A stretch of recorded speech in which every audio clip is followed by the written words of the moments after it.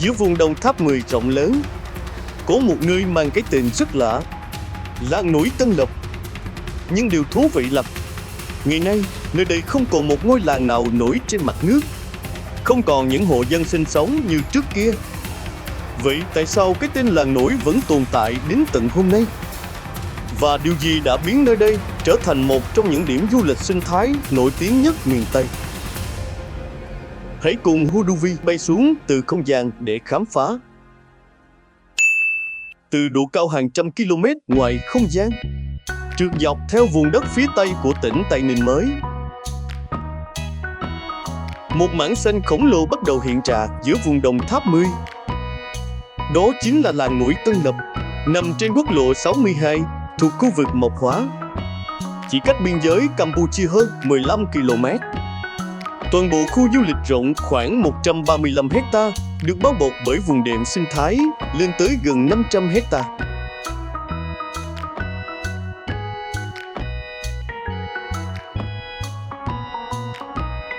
Từ trên cao nhìn xuống, những tuyến đường xuyên rừng hiện lên như những sợi chỉ nhỏ màu nâu chạy giữa biển tràm xanh bất tận.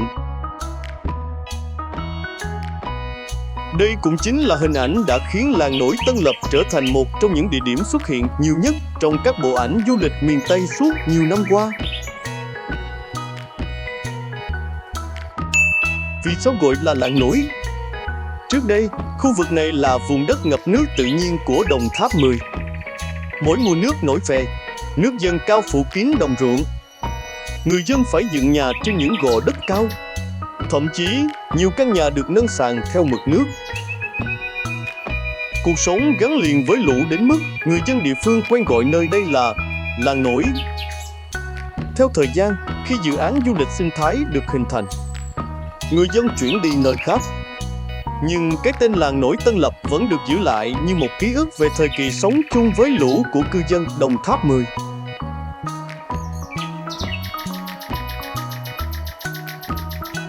Điều khiến Tân Lập nổi tiếng không phải những công trình hiện đại, mà chính là hệ sinh thái đất ngập nước.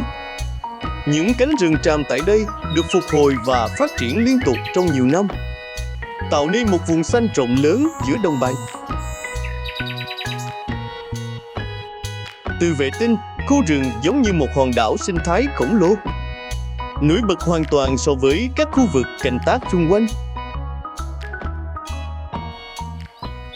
Vào mùa nước nổi, toàn bộ đồng ruộng ngập trong nước. Rừng tràm khi ấy như đang nổi lên giữa biển nước mênh mông. Có lẽ đó cũng là thời điểm đẹp nhất trong năm của Tân Lập.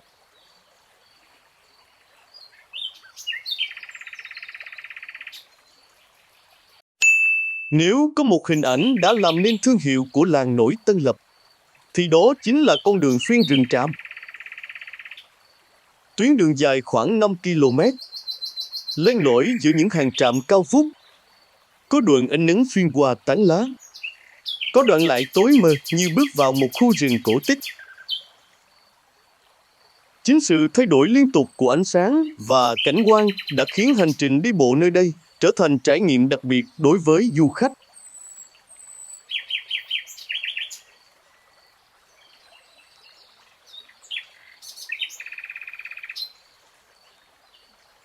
Giữa trung tâm khu rừng, một công trình nổi bật vươn lên khỏi tán cây. Đó là tháp quan sát cao 38 mét. Từ đỉnh tháp, du khách có thể quan sát toàn bộ hệ sinh thái Đồng Tháp 10 trải dài đến tận chân trời. Mùa nước nổi, những đầm sen, đồng súng và mặt nước đang xen nhau tạo thành một bức tranh thiên nhiên sống động.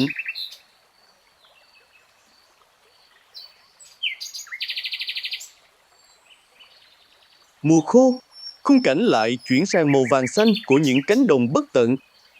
Đây cũng là nơi lý tưởng nhất để cảm nhận quy mô thật sự của vùng đất ngập nước này. Nhưng muốn hiểu Tân Lập, có lẽ không gì thú vị bằng việc bước xuống những chiếc xuồng bạ lá, từ từ len lỏi giữa các con rạch nhỏ, nghe tiếng chim hót trên tán tràm, ngắm những cụm lục bình trôi lững lờ trên mặt nước. Đó là trải nghiệm rất khác với nhịp sống đô thị hiện đại. Một trải nghiệm khiến nhiều du khách gọi nơi đây là liều thuốc chữa lành của miền Tây.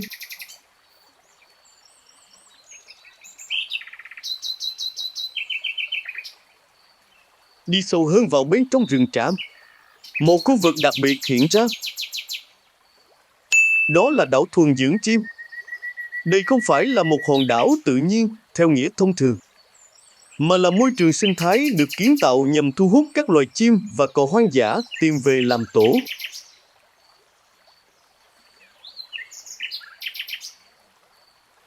Được bao bọc bởi cây xanh và hệ thống mặt nước tự nhiên. Nơi đây trở thành điểm dừng chân lý tưởng của nhiều loài chim nước đặc trưng vùng Đồng Tháp 10. Vào những thời điểm thích hợp trong năm, từng đàn chim bay kín bầu trời, tạo nên khung cảnh sống động mà không phải khu du lịch nào cũng có được. Nếu có một nơi xuất hiện nhiều nhất trong những bức ảnh du lịch về Tân Lập, thì đó chính là cầu chữ X và cầu chữ Y.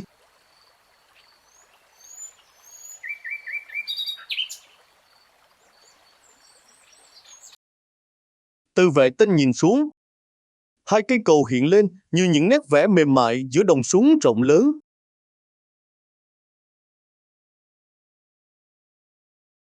Vào mùa nước nổi, những thảm súng xanh xen lẫn sắc hồng trải dài khắp mặt nước, biến nơi đây thành một trong những cảnh quan thơ mộng nhất toàn khu vực. Du khách có thể đi bộ xuyên qua rừng tràm hoặc di chuyển bằng thuyền để tiếp cận khu vực này. Và khi đứng giữa những lối đi giao nhau giữa đồng súng, người ta mới cảm nhận được vẻ đẹp rất riêng của Đồng Tháp 10.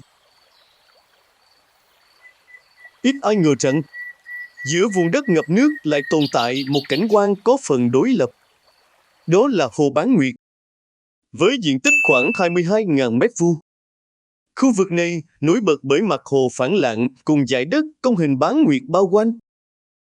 Nhưng điều khiến nhiều du khách ngạc nhiên hơn cả lại nằm ở cồn đất giữa hồ.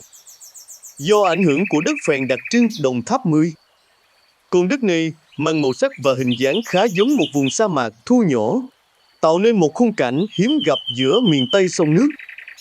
Đây cũng là một trong những điểm chụp ảnh độc đáo nhất của làng nổi Tân Lập hiện nay. Nếu trong tập trước, chúng ta đã khám phá vườn quốc gia Lò Gò, sa mạc, lá phổi xanh ở phía bắc tỉnh Tây Ninh mới,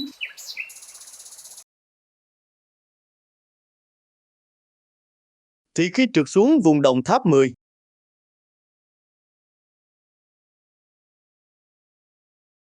làng núi Tân Lập lại cho thấy một dạng hệ sinh thái hoàn toàn khác.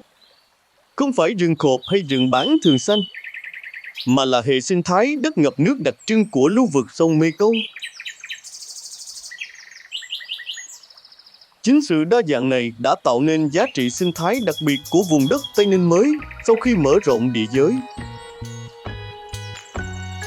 Nhưng điều đáng ngạc nhiên là làng nổi Tân Lập vẫn chưa phải khu vực có giá trị sinh học cao nhất của Đồng Tháp 10.